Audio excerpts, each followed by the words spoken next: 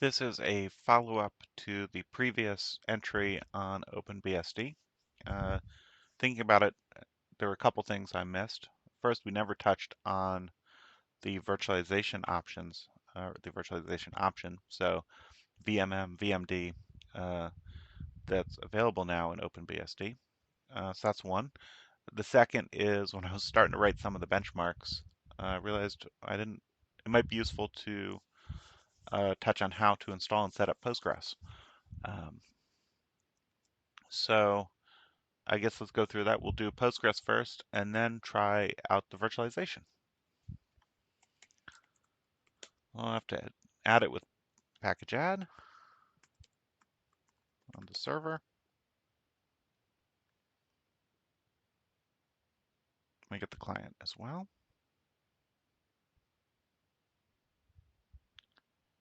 So we'll need to init the database.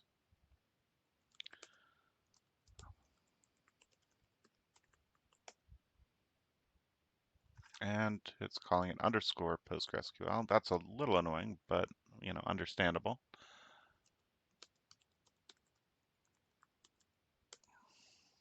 Okay. I'll just do the Init DB. Oh, where are we? Okay, so that's not under var lib, it's just under var PostgreSQL.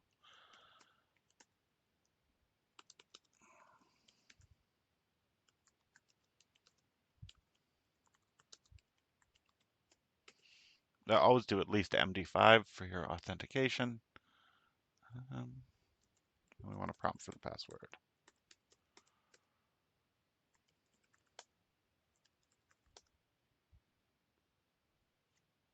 Okay, cool. We've now set that up. I'll just want to get it started. Pretty straightforward.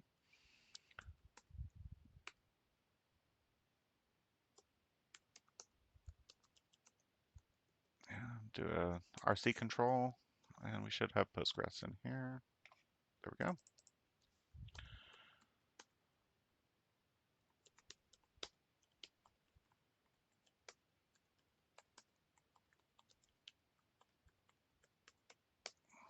So pretty straightforward, right? So that added a whopping, minute or so.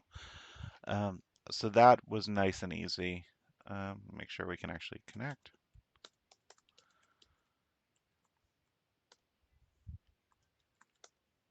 And we're up. So I've really become a huge aficionado of Postgres as a relational database. Use it all the time, professionally, personally. It makes sense. It's got a lot of features. Um, and I used to be kind of in the MySQL camp, pre-Oracle, right? So it was a long time ago, 15 years ago. Um, MariaDB is also, the open version of MySQL. MariaDB, also nice, but for my money now, the performance benefit of those versus Postgres is far lessened, and some of the other bits and pieces you get with Postgres are better. So let's get started with talking about the virtualization. And this is going to be interesting because I'm just looking at the docs here, and I have yet to create a VM, but we are going to look at this. So I've brought down the OpenBSD ISO image. So far, it looks like OpenBSD and maybe a couple flavors of Linux. It looks like it puts only lets you interact with serial console. There's no graphics device. So we'll just stick with setting up an OpenBSD VM. Um, so I guess let's get started. I'll need to enable the VMD, so the driver for the virtualization, and we'll start VMD as well. So the main command is VMControl. Let's just say, what do I show? So it gives you a little bit of info there. Okay. We've got to create a disk. VMControl also has the create, so we can create a disk.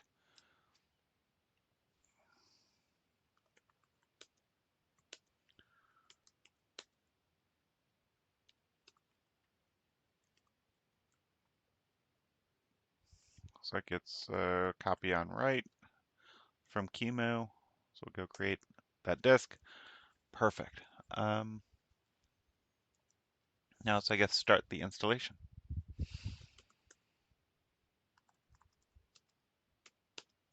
Give it 2 gigs of memory. The -L flag tells it to use a local interface. We're just going to do the local network, so that's kind of the equivalent of, I guess, natted in VirtualBox. We could set up a bridge interface, but won't do that. And I is the interface count, and R is for the image. And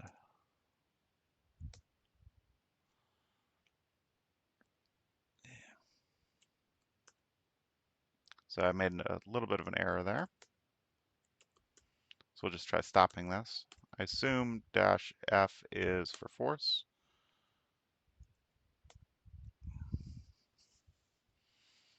And that's my bad. I forgot to add a -D flag. I will say I really like this interface. It is nice and clean. Again, this is far more limited than something like Beehive, right, where you can pass a lot of information in. But for just running other OpenBSD environments, right, virtualizing those, I think it's going to work beautifully, right? It's got a nice clean interface here. Um, One of the things I can't seem to figure out just by looking at the man page is how to specify a larger number of virtual CPUs, but maybe I'm just missing it. Um, and the lack of a graphics option means, hey, things like Windows are out. And it becomes difficult, even things on the Linux flavor, you got to go jump through some extra hoops to say, let's, set console to the serial line. Okay, so we added the D to get the disk. OpenBSD 67_1 is the name.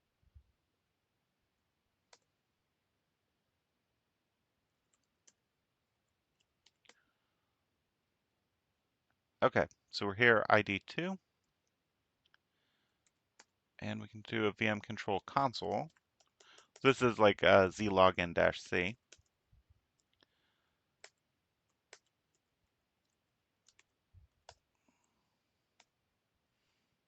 And we're prompted for our installation. So we'll go through the install pretty quick, and then see about logging in.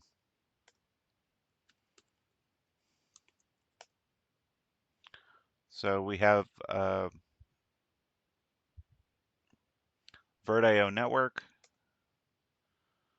We'll do DHCP. Okay, so we're on 164.2.3.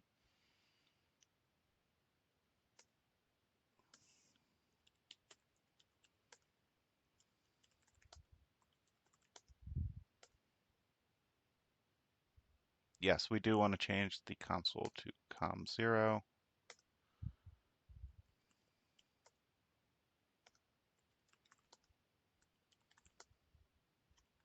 Yeah, I'm going to allow root logins there.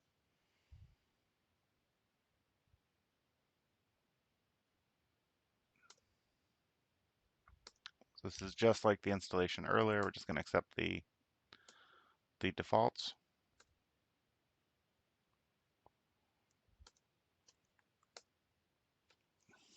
And it's moving along pretty quickly here.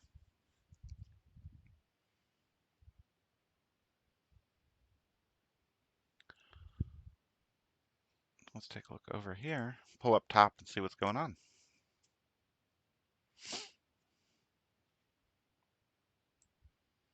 We can see the VMD process here. Let's do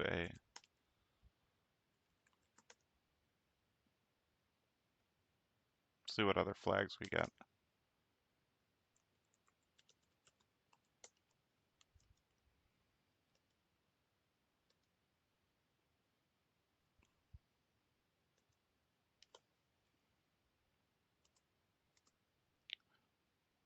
Okay, status does not seem to have a whole lot of interesting stuff going on.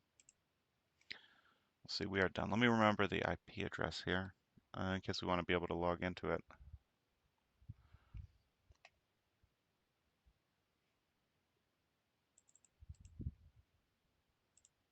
We are 2.3. Done there. And we are in US Central. I don't know why that didn't pick up the right time, but no worries.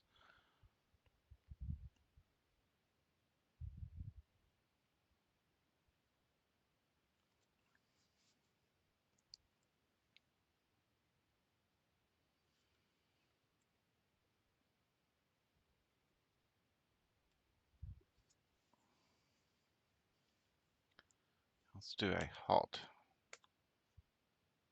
So the other thing I really like about this is the double tilde period to end the console session just translates so nicely over from Lumos and working with zones. So I certainly like that.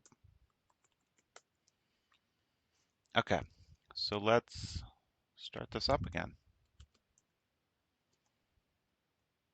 Except we'll take out the -r to give it the ISO image.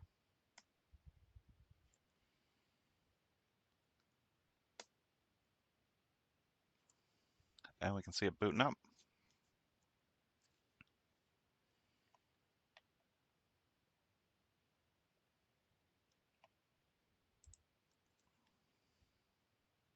See if we can connect in on the network.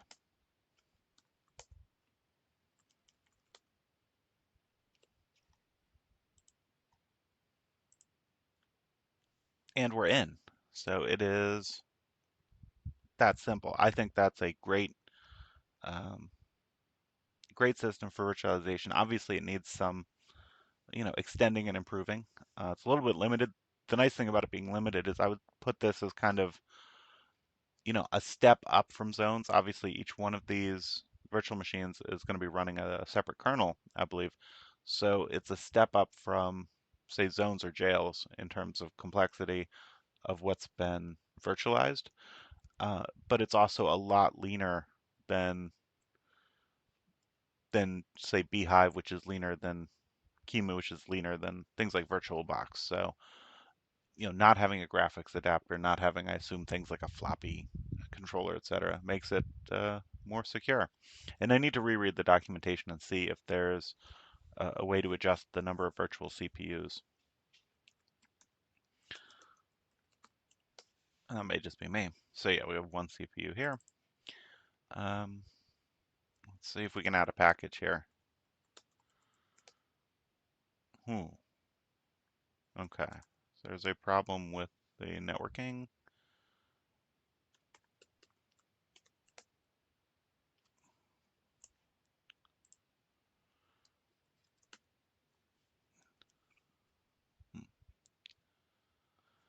Okay. Oh, that makes sense. They don't give you NAT by default.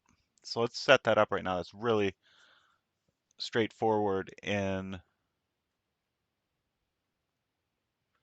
really straightforward in PF to set up NAT. So that'll be another good thing to show off. Um,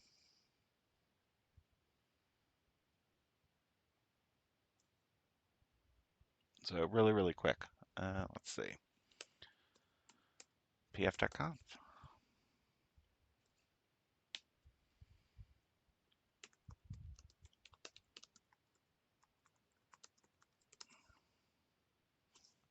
I'll figure out what our IP address is here.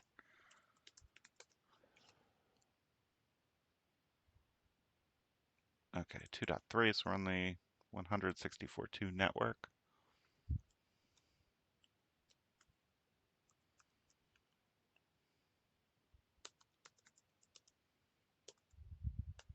That's the NAT2 keyword here. Gets you the address translation.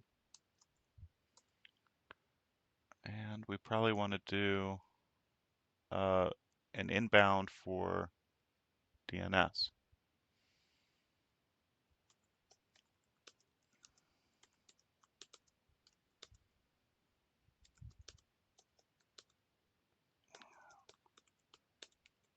DP.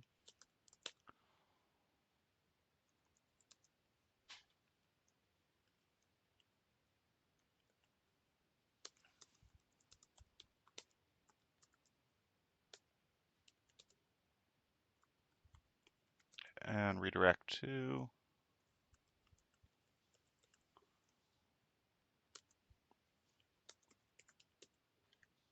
Let's see if this works.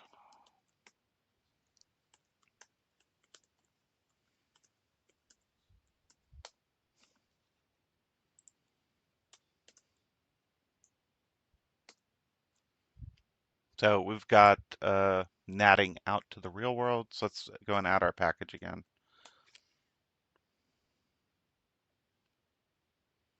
Yeah, we don't want X11 here.